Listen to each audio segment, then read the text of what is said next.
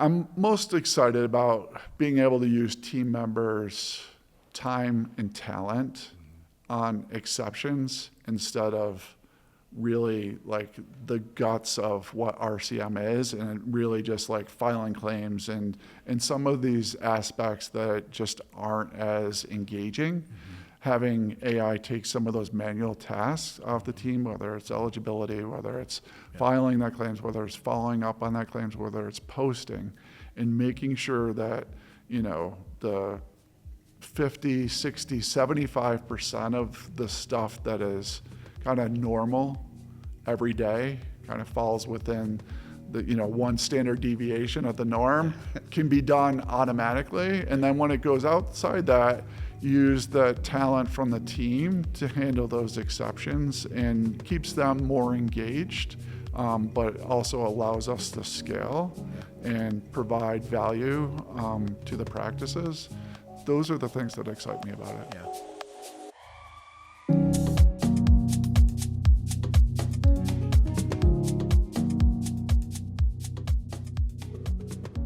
Art, how's it going? Welcome to the ZeroBalance Podcast. We're here at Dykema, and I'm excited to have a conversation with you. Well, I'm excited too. Awesome. All right, so you are the Vice President of RCM and Insurance Operations at Lightwave Dental, 75 plus locations, which is really exciting. Just a couple of practices, right, to work with? Yeah, absolutely. How's that been? Like, talk a little bit about kind of what you do there, and then I'd love to have you also kind of share a little bit about like your history. Yeah, I'm relatively new to Lightwave. It's great. We're over 90 practices now. Okay. And awesome. Really just trying to hone in on the right mix of vendors and the right processes to create that stable foundation for growth for the future. Awesome. And I'm just excited about this conversation. All the conversations today for all the other episodes, been having a lot of the executives kind of talk a little bit about like what they're doing at a high level. What I love about your work is we're going to get into kind of the RCM side today, right? When you think about Quanta Suite and some of the things they're really trying to help groups with and dental practices with. So I've got some questions I wanted to kind of go over with you. And it's along the lines of when you all look to evaluate partners is kind of the first thing that I wanted to ask, right? There's a lot of different companies out there, certainly that I'm sure want to work with you guys. What are some of the things that you look for when you're evaluating those companies that you want to work with?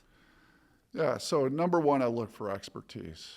They have to know as much or more than I know about what's going on. And there's lots of people that, will throw AI or machine learning or whatever the word of the day is behind their name or product and say that this works and it's the latest and greatest. But it's usually not that simple. In dental, it's rarely that simple. Yeah.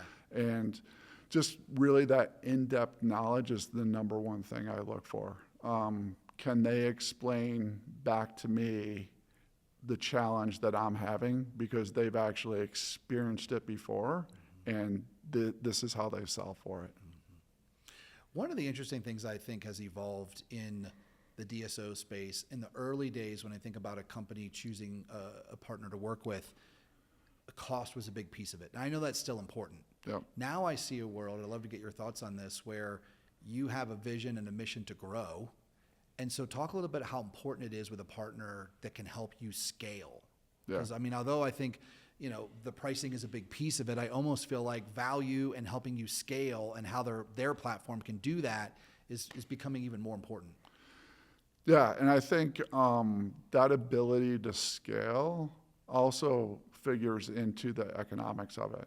Because when you have a pricing model that's just purely transactionally based, it's harder to scale. I mean, maybe you'll reach these inflection points of, so many transactions will cut our price this much. But when you're really building that partner relationship, if you're creating a stable foundation that helps push the business forward, then the economics almost take care of themselves to some degree. Mm-hmm.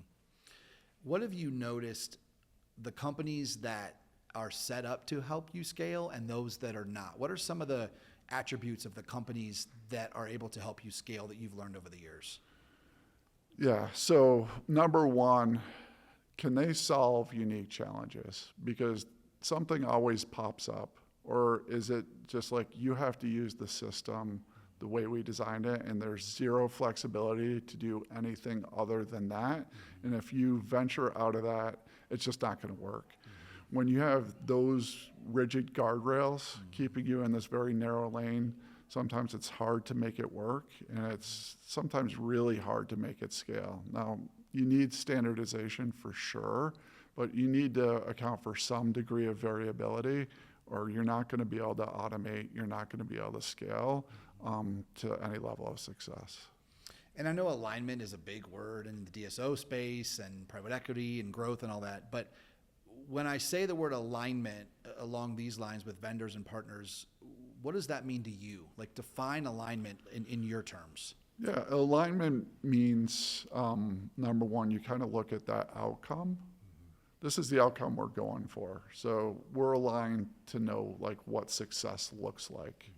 Then it's how we're going to go about that success and making sure that we're aligned on what those next steps are and what's my responsibility and what's the vendor partner's responsibility, making sure that those are clearly defined up front so that there's no ambiguity about what needs to be done next and who owns that next action so that we can achieve that agreed upon outcome. The fact, Art, that your role is exclusively RCM and insurance tells me that it's an important piece of Lightwave and your operations. Yeah. Why is it so important to you guys? Well, I think it's important to Lightwave, of course, but I think it's important to dental practices in general. Yeah. And, I always look at the dental space in terms of a Venn diagram. It's providers, it's payers, and it's patients.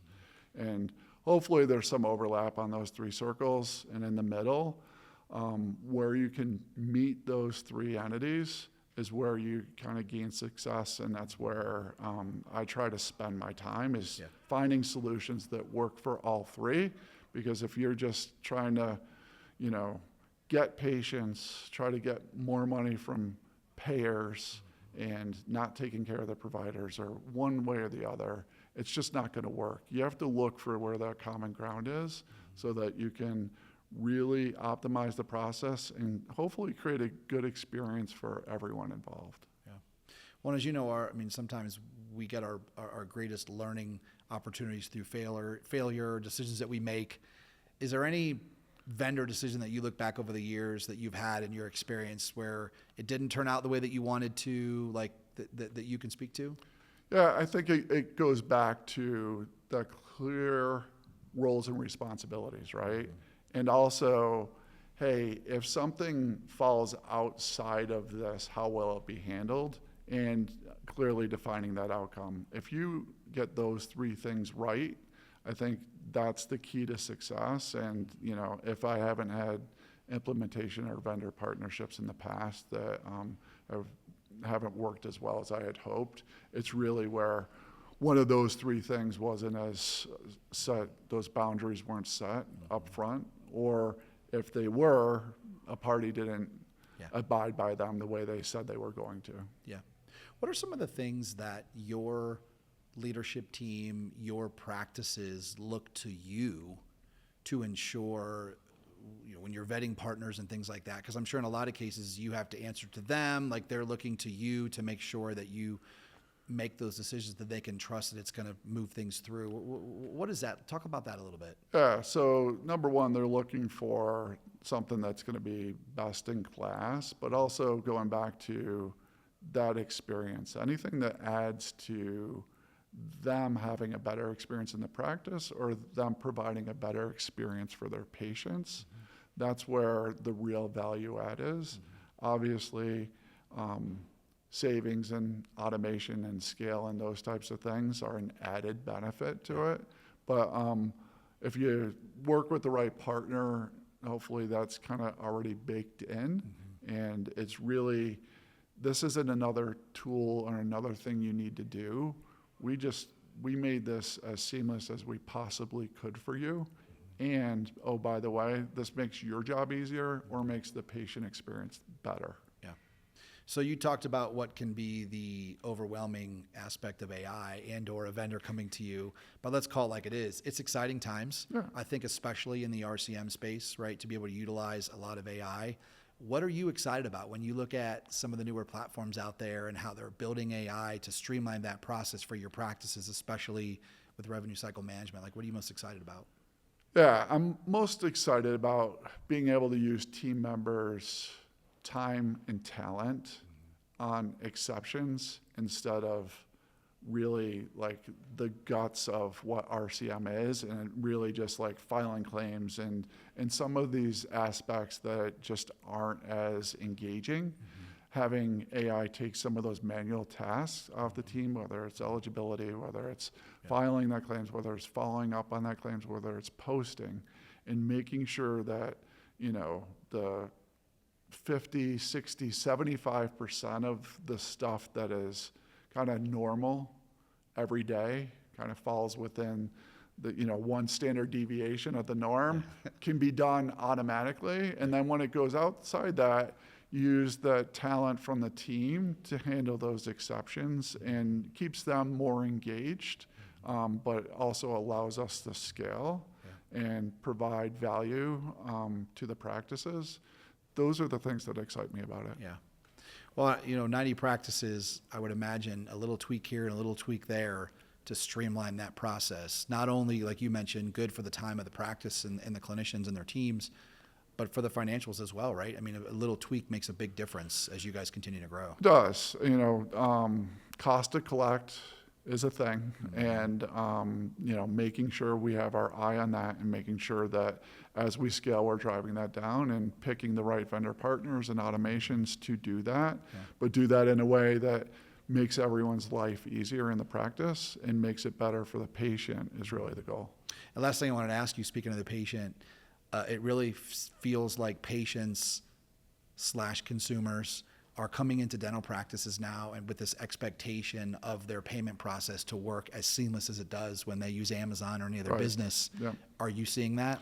Yeah, absolutely. I mean, the expectation now is you use Apple Pay or whatever their preferred method is, wherever they need to make payments. And you just need to meet the patients where they are, and you need to make it, whenever you're asking someone for a payment, the easier you can make it, the more success you're going to be. The friction you take out of the process pays dividends over and over. Totally. Yeah, I have 2 goals. Art next year is to get my mom on Facebook and to get her to use Apple Pay. So we're getting there. But I think the bottom line is you're so right. The expectation now for the practices to make that payment process easy, and then in return connect that back, right, to the PMS and everything in the practice, and then of course all the way up to the work that you do. Yeah, I'm glad you said that, because that is the other piece of it, right?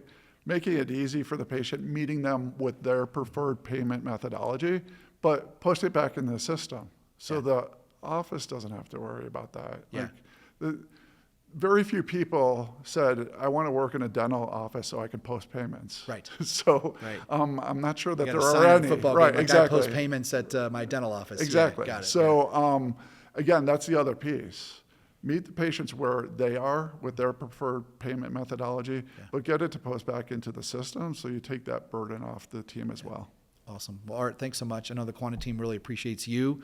And it's always nice to get feedback from someone that's in the trenches and that's obviously managing it and can see the impact of a lot of the technology that they're building and, of course, bringing to the team. So thanks for your time. Well, thank you for having me. Yeah, Appreciate it. Absolutely.